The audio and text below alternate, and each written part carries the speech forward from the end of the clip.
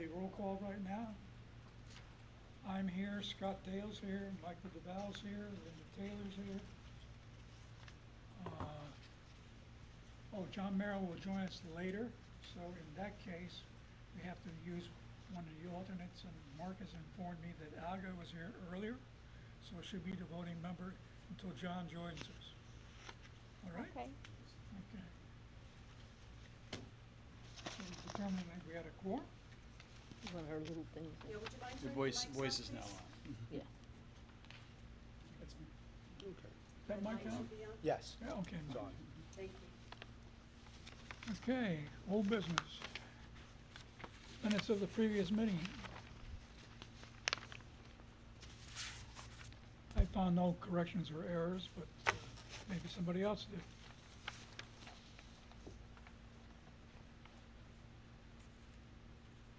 If not, I'll entertain a motion to accept the minutes as written. Okay. Sure. Motion to accept the minutes as written. Is there a second? I'll second it. Michael seconds. All those in favor? Aye. Okay, old business. Well, something we haven't discussed in great detail. It's 67 pages long. I don't know how far you guys want to really get into it. I do want to say one thing. We got to give Greg Dombrowski a vote of thanks for the fantastic job he did in pulling this all together. This is excellent piece of work. I'd like to say something about it if we Go could. right ahead. I was reading some of the studies and everything like that, and, I mean, first of all, they're talking about the price, right? $16 million, 821. But that's for 20% being buried and 80% on the wires, right? Yep. The problem is, that's completely, in my opinion, way out of line, because we have less than 1 mile of proposed buried electrical lines at the town center district, and that was gonna be $8 million. So how could 19 miles or 15 miles of that, anyway, I just think that's, Well, it's a very shallow dig, number one. So he did bring that out a little bit as far as how shallow And it then is. also, I mean, we've already got a lot of things on our plate. We've got a $78 million price tag for the school. Yeah. We've just had, you know, the budget pass, which $6 million is going to all the communications for the new radio or communication scissors that the police, the fire department, and the school is using, which supersedes all this. And we also just approved the towers for 5G, which is almost the same thing as this. And then I read a study from the Yankee Institute about Groton, Connecticut did this. They went through the whole, you know, the whole process, got everything done in 2006, and they borrowed like, I think it was $34.5 million to do it. And a few years later, they couldn't manage it right, and it came down to like, they had a deficit of $27 million for the town after that. They defaulted, and it was terrible for them. Yeah, And then you also got that, you know, I was reading a study that's from New Haven. This was from the Yankee Institute, by the way. It said that businesses, that any typical person is not going to be able to utilize the full extent of what it is. Only businesses that do like day trading and stuff like that, which in New Haven, a business pays currently $3,000 a month for it. Every other person in the town will pay $20. If you want to, you know, up it to 1 gig, then it's $70 a month. But the $3,000 price tag for the business, the rest of that gets distributed through the property taxes to the local people. So in my opinion, it's a, I don't know, it's a big thing that we don't really need, especially with 5G. Is just like, how much better is it than 5G? It's not. We just approved the towers, right? We got so many things financially going on in the town, but Yeah. between the school, center school, they don't know what to do with, and everything else. I just, no, you know. you've got a very valid point. The reason, one of the reasons why I wanted to review this is we have the plan of conservation and development coming up in a couple of years. Mhm. And He says, one thing we may want to consider to throw into whether we want the town to go forth with broadband or not.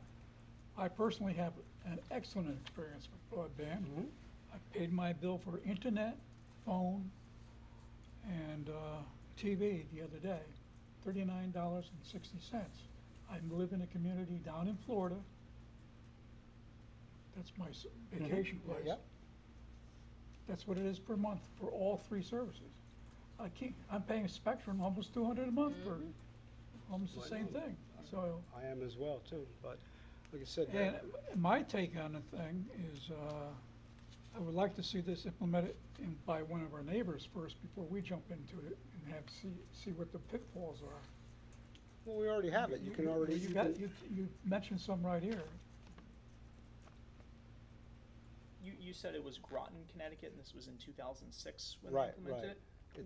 What was the reason that they had difficulty managing Well, it? because it's either you have the municipality takes over all of it, Mhm. or you can sublet out another company to run it, and the Mhm. town runs part of the, you can split it up in different ways.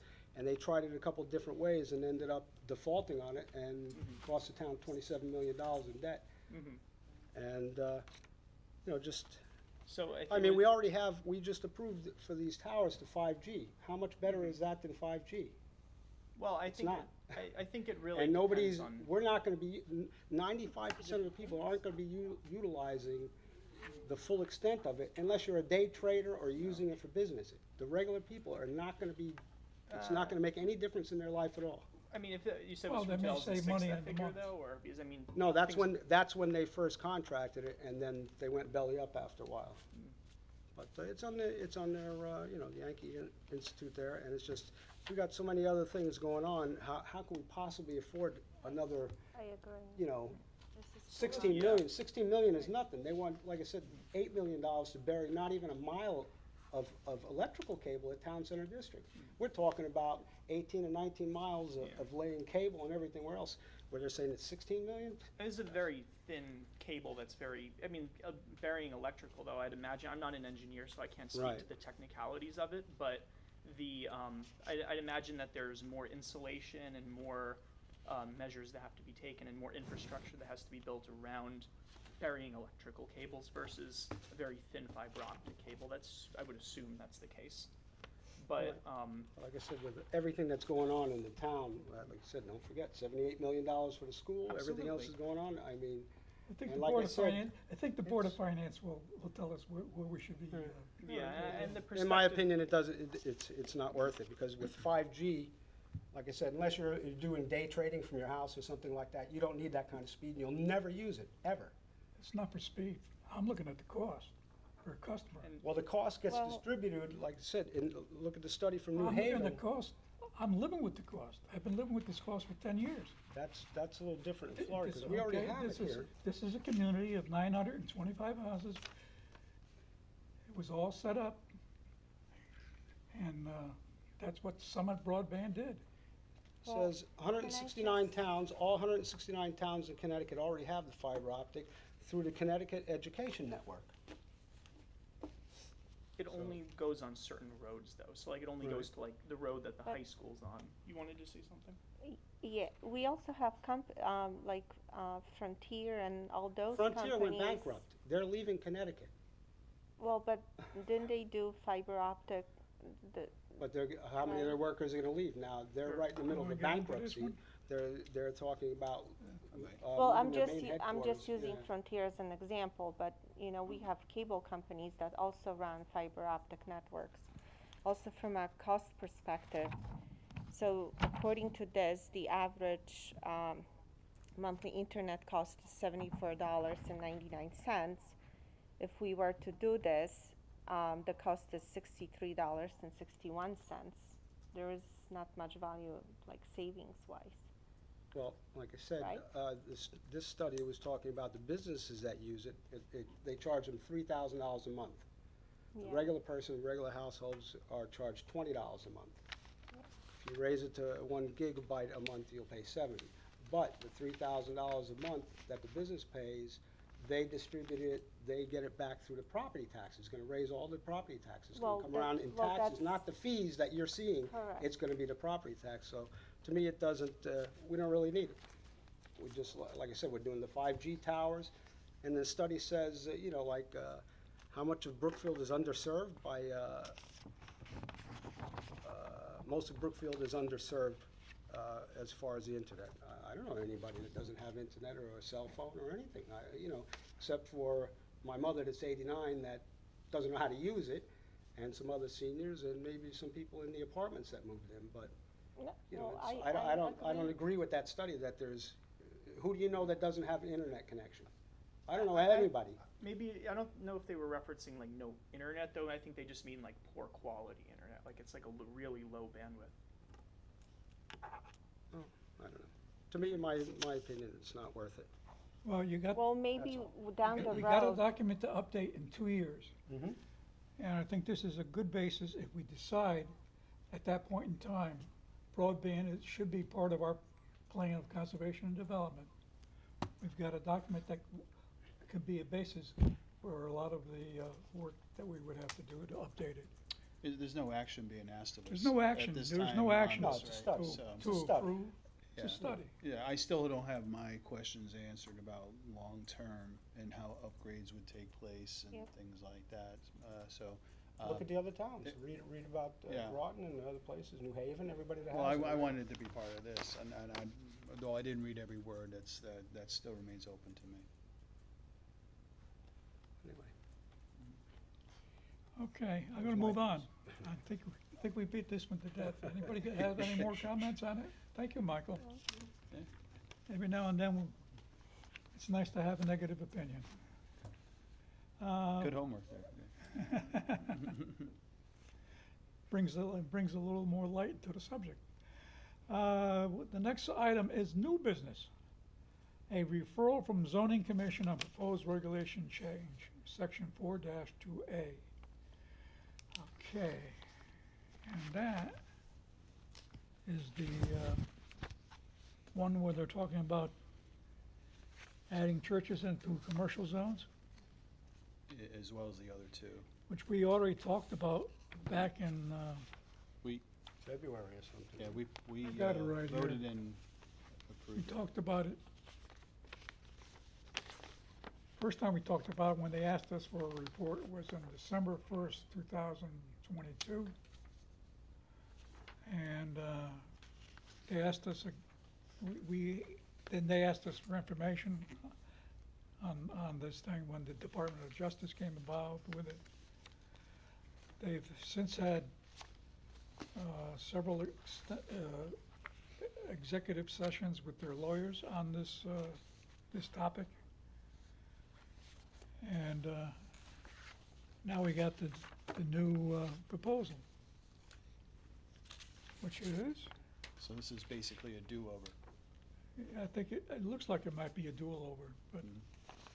I don't know if the opinion of the commission has changed any since during this whole Mhm. time frame of 6 months or so.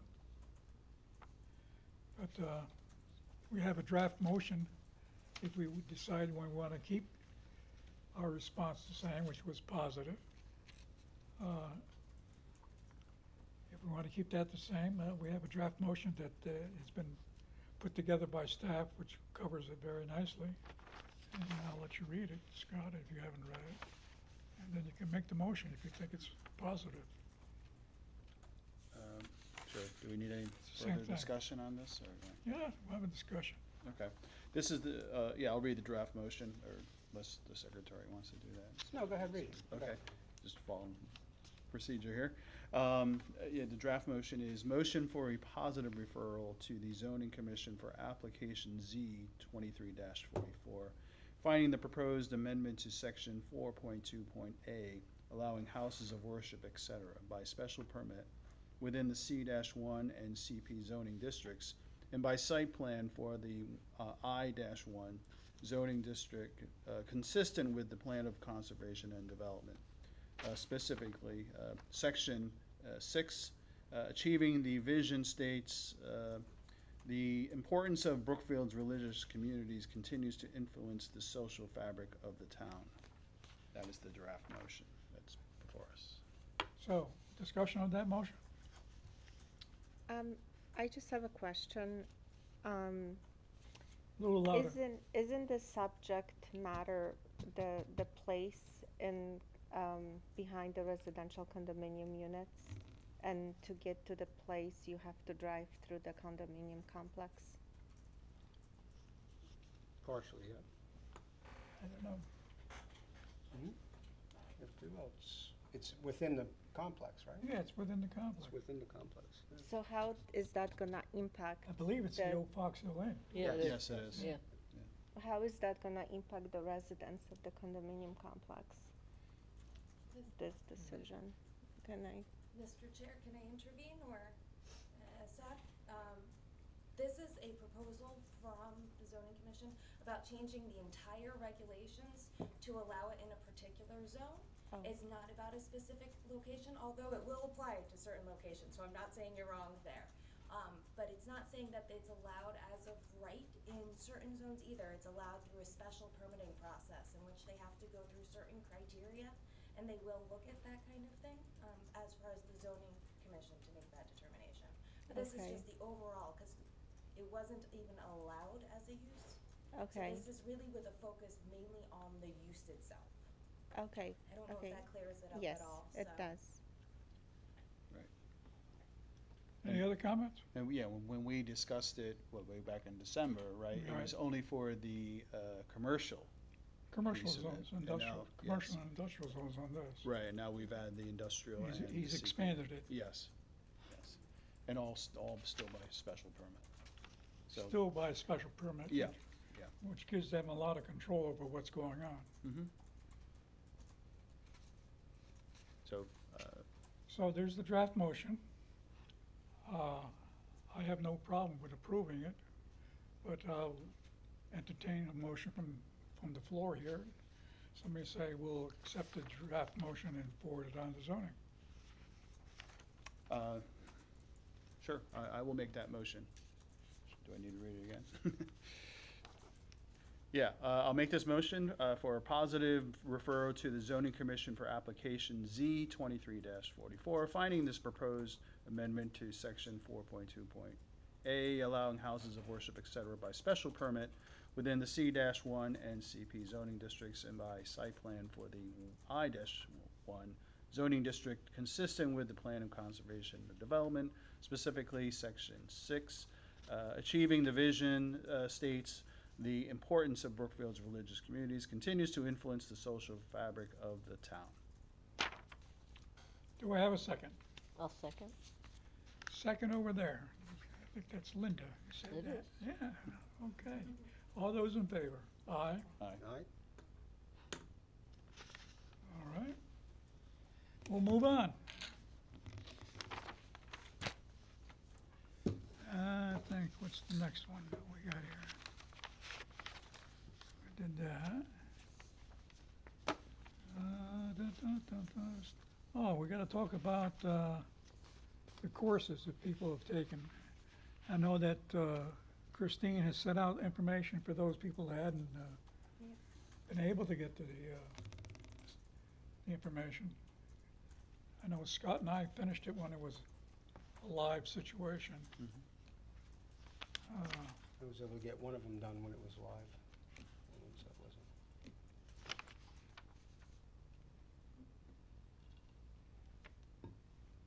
How are we doing Well, on, meeting the targeting, getting yourself educated the way they want you to get educated? Primarily, they wanna know, they're trying to, there's a couple legal things that they're trying to make sure you understand. It's really, what it's, the key element of the thing.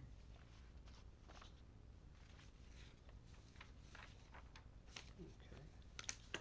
So, Land use, here it is. Okay. There's the link, Yukon Clears Land Use Academy. You can take the modules at your own pace. Courses are free. And when you're done, let this office know, which is Christine, in writing, once you complete it, so that we can track the commissioner's compliance with the statute. 2 courses that, if completed, satisfy the 4-credit requirement, and then you are good, in good standing through 2 calendar years through December 31st, 2024. And those are basic trainings, which is legal requirements and procedures, roles and responsibilities, fundamentals of reading plans. That's then you have the advanced training courses, which is bias. We did them all. So, like I say, it's about an hour long. Lunch hour or something like that, you may want to listen to it. Or if you need something to help lullaby you to sleep a little later. So, a couple of them are a little bit dry. You know, you do them around 10:30, 11 o'clock. You might be in bed by 11:30, quarter to 12. Long in bed by then. But you will have taken the class, and it'll be there in your subconscious. Okay, so how we stand? How many people, besides me and Scott? I've done one, You've done one, so you got 3 to go? yes. Well, I did a double one, I think it was for procedures and how to run meetings and Yeah. that one. I Good. think that was 2 hours long. Oh, there you go, see, how to run meetings. I know, well, I do. Then if me and Scott are gone, you run the meeting. You're an officer, you can do that. Okay, Oh, can I just interject one more thing? I'm sorry, just as a reminder, it's a statutory requirement that land use commissioners get this training. Staff does need to certify that each of the commissions have the training, so as soon as you get it, it'd be really helpful if you send it to Christine. And it is due at the end of, like, before Yeah. the first of the year, so Yeah. just as a reminder, it goes faster than you think. yeah, we're getting down to only a few months, we only have 3 more meetings this year, guys. Okay, we're at, we did that, affordable housing presentation from Greg. All right. That's a shorter one, only 15 pages. Again, I think Greg did a nice job, Made it? covered the subject pretty tightly. Yes, I have one thing. Scott, I think you were interested in seeing the study, I don't know if you got any comments I on have it. it on my, Yeah, I was reading it, I was reading it.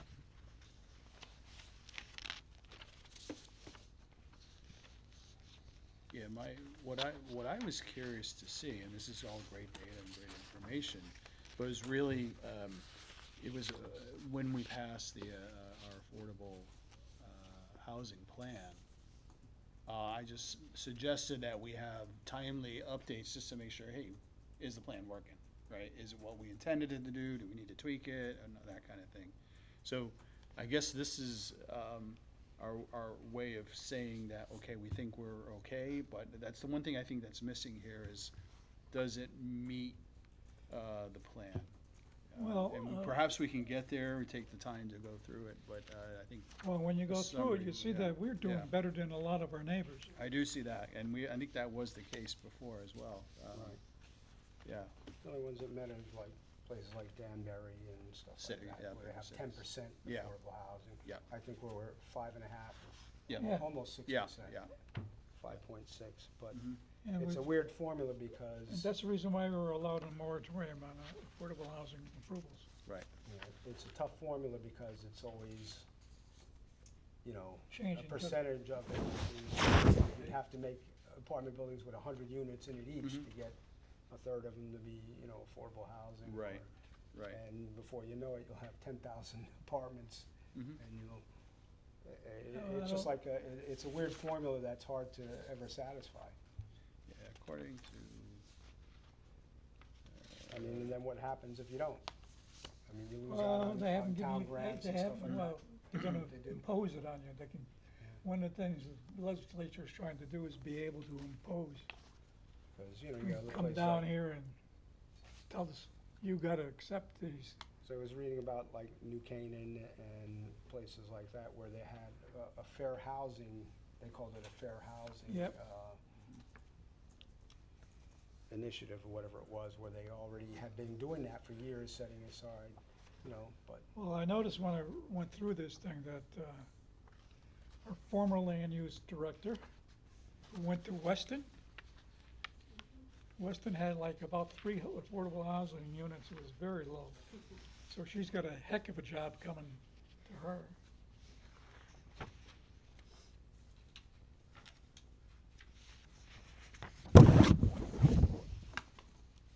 Oh, that was the thunder for a second. I guess No, not. we're not getting that. Not tonight, I guess. Any comments on the affordable housing other than what Scott just said? Okay, Yeah, I again, would just like a summary comparing this to the plan. That was ideally, that's, and if he Greg was here, maybe he could Has to speak be to it. updated in but- 2 years. Yeah. And But otherwise, I think it's very helpful information. I think Scott's been, Greg has been doing a nice job of together. In lieu of all the other activities you gotta do, I think that's amazing. Okay. We are now into correspondence.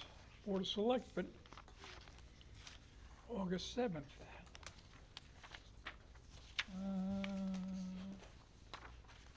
There was a presentation at that meeting where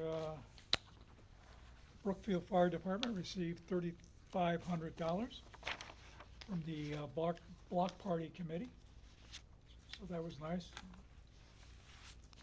We had a nice action for the town where we had the community get together for a block party, and then the proceeds of that went to the fire department. Very good.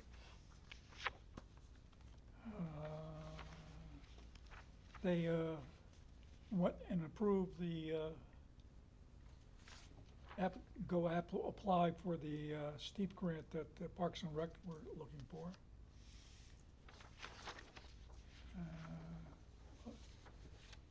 Anything else jump out at me? Not in this one. I don't think.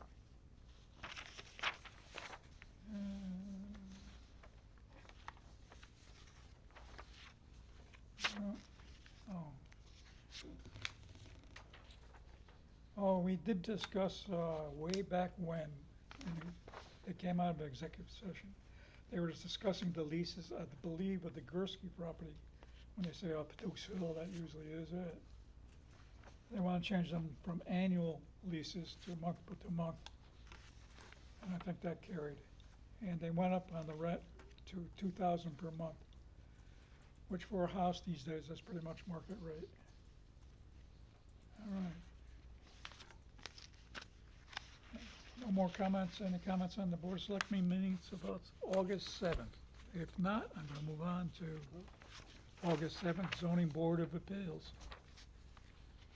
And that was a meeting where they had really nothing involved with commercial or town-wide implications. Basically, a lot of residential issues where they're taking care of sheds, et cetera, and making sure they were proper to sightlines or sightlines and spacing. So that was pretty much as is. Zoning Commission had a special meeting on August 10th. And I believe that resulted in what we saw today. They met with the land use attorney, and they discussed the legal strategy for White Star's properties versus the zoning commission of the town of Brookfield. And nothing came, at the meeting, there was nothing discussed or said that came out of the meeting. But I think what we see tonight, I think we can sort of infer what might have happened, but it's not written down anywhere.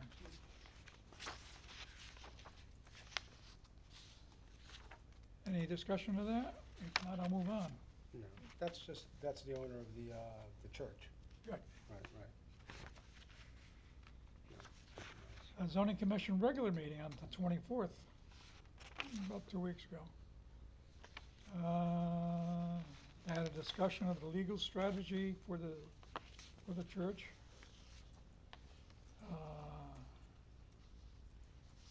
Anything else? There was, a lot of it was zoning issues relating to residential issues. Nothing that came out strong.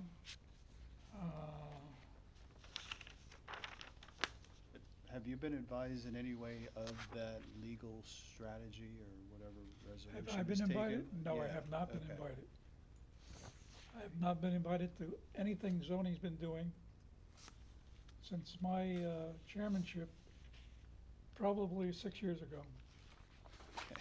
Zoning has not communicated with us other than by memo. Okay. Okay? I only raise it because the DOJ letter was to both planning and zoning. I just want to know if we were being kept in the loop at some point. Obviously, it's still going. Well, maybe forward. one of these days we'll talk to each other.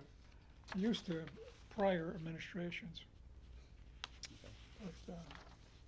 but hasn't been happening. Okay, public hearings, oh, that's a barn and accessory apartment. I think we're pretty much done with this. Rooster got removed from her property. And you got 113 pages to go through to try to make sure that's easy to forget stuff. I think I'm done. Oh. They did have a discussion, this one's interesting a little bit, because I want to see how it comes out. They had a discussion about, there's a report received by the health department of a home-based baking business operating out of a home in Cambridge Shores. And the business owner received a customary home occupation permit for the business. However, since that time, the business has expanded and the owner is reporting income of approximately $80,000 a year. Must be doing pretty good. Since the maximum income for the customary home occupation permit is $50,000, Uh-oh. Town's Health Department will not review the health license and has referred the business to the Department of Consumer Protection, Who makes up these rules, seriously? who is, Someone's doing are in turn good. reclassifying it as a bakery Come on. in a residential zone. Oh, well. So they'd have to move to a commercial zone, right? They'd have to Maybe move to they a will, I don't know. It's too bad, That because they it can't sounds like afford- this, they got I know who it something is. I've been missing out on. It's really Home good. baked goods, Her stuff is amazing. Did you bring any samples? no samples, Yeah. but that's interesting. That- Oh, well, So no, he gets where it is, where she Funny lives. issues at it's times.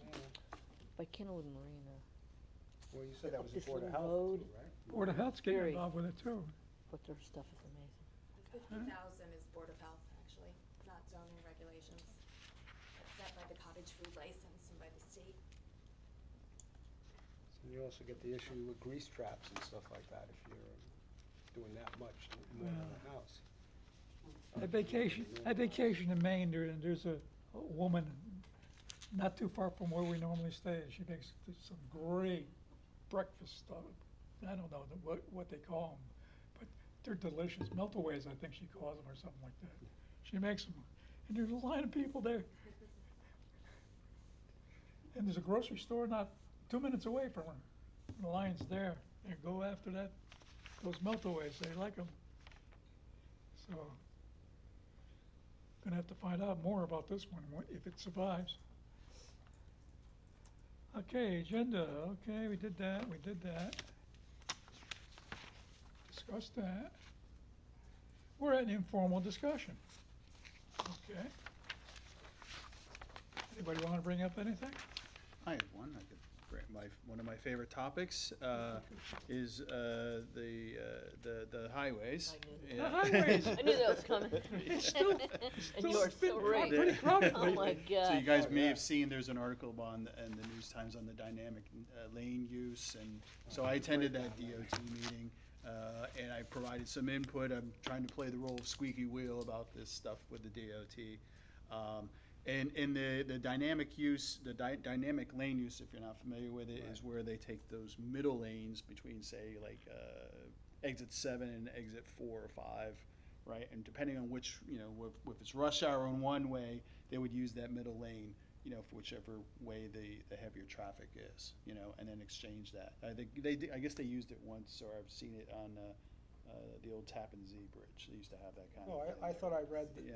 I thought I read that they were gonna use the breakdown lane, Mm-hmm.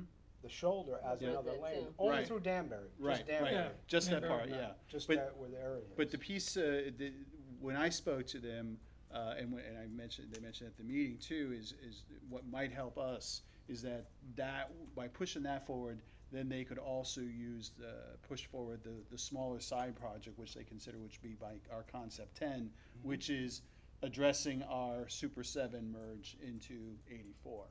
So that's, Yeah, well, we'd you like know, to get that out. right, just to push that forward, when I did offer some additional comments though, because when I looked at how they had, at least on the maps and things, it seemed to help with, the one filter, which is where, really, if you guys have sat in this traffic, I'm sure we all have, right?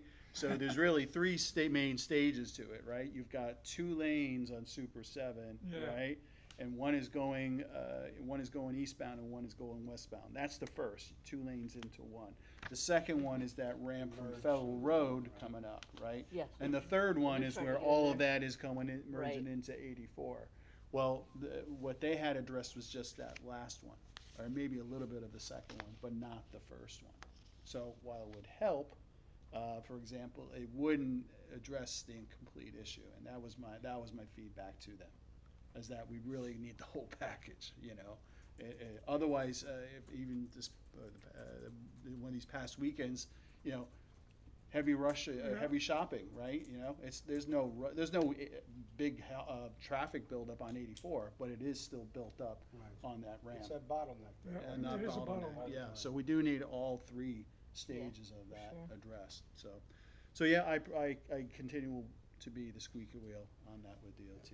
I know how it I'll keep feels. doing that too. Either try and go down Federal Road and Mhm. say, well, instead of getting on at exit 11 and coming up that way, get on at Federal Road and try and cut it Well, off there, Yeah, and then Mhm. either way, We got people coming down Long Meadow Hill Road to Yeah. avoid that traffic. yes. Yeah. Mhm.